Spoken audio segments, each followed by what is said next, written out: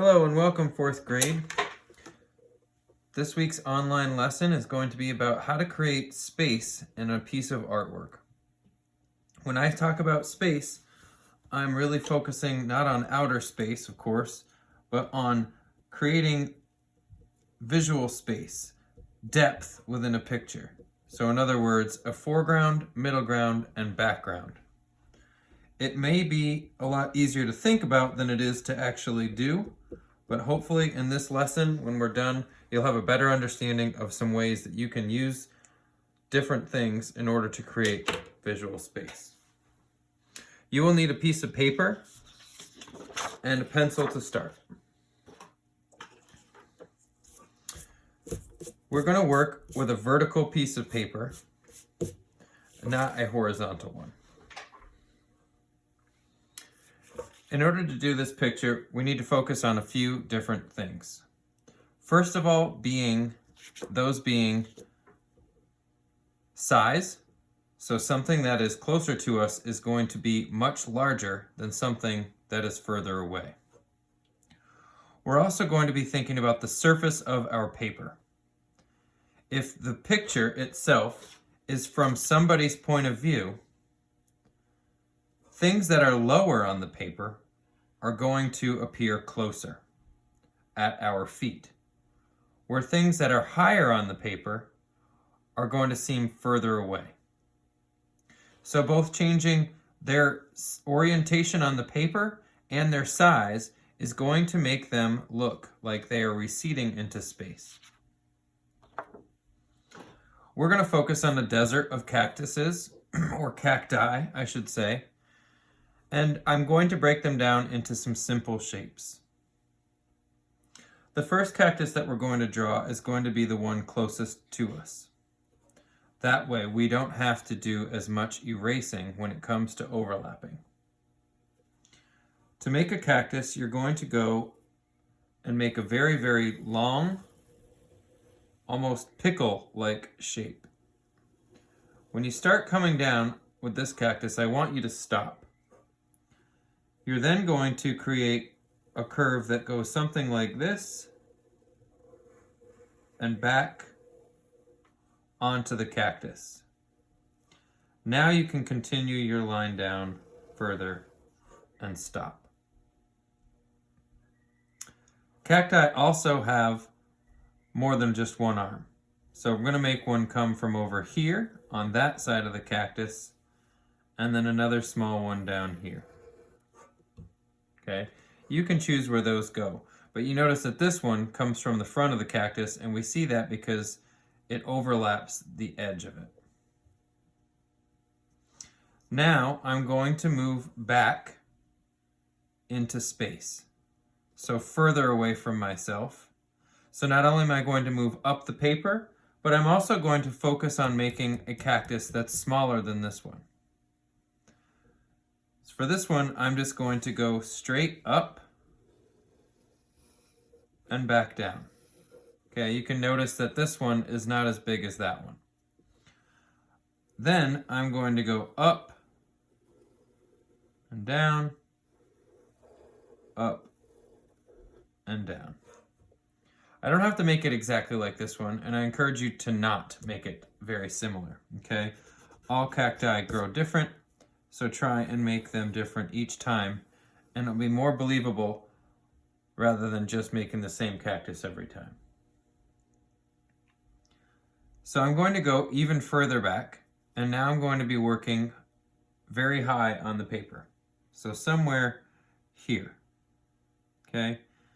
I'm going to end up getting pretty tall, and this one I'm going to be coming down. I'm going to make a protrusion there. Whenever it comes off the front, you can finish the shape. If it comes off the side, it will just come from the edge like that. So then I have another one here and a small one here. Okay. So now that I have these cacti done, I can finish them off with a curved line. like this.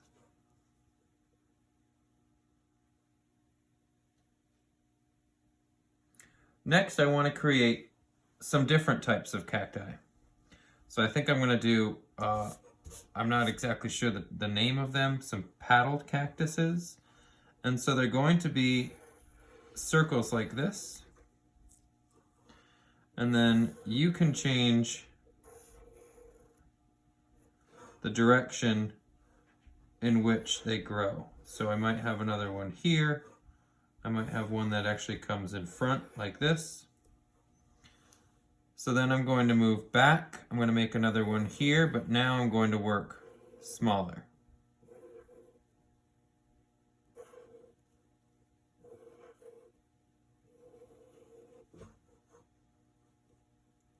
And I might place one here.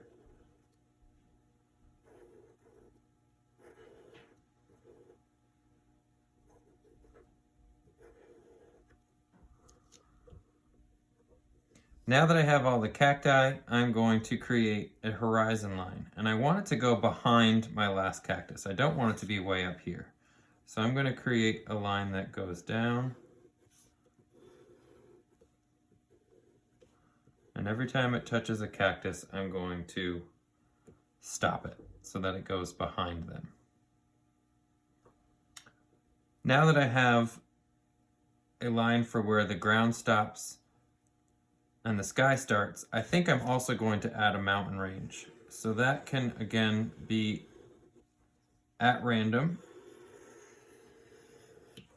Okay, and you can see that I didn't just make the traditional pointy mountains, all right? Mountains don't normally go at just like a letter A.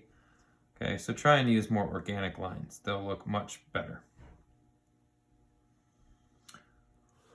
Lastly, in order to get this looking a lot more realistic, I'm going to add some texture. So I'm going to go up my cacti with some lines. I'm also going to fill in the arms with a few lines. If they're small, you can just use one or two, depending on how you want it to look.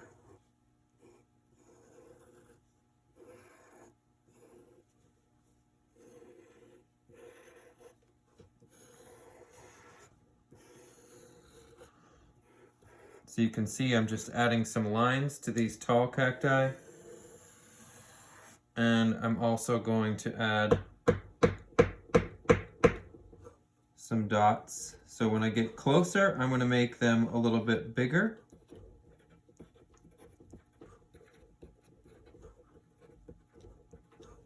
Even here.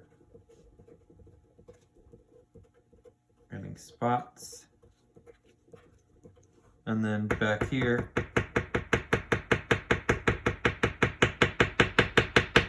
I can make them smaller.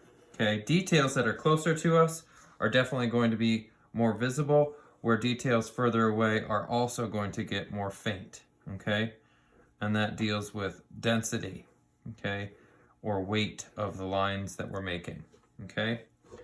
So now that I have this all set up, I'm going to begin to color.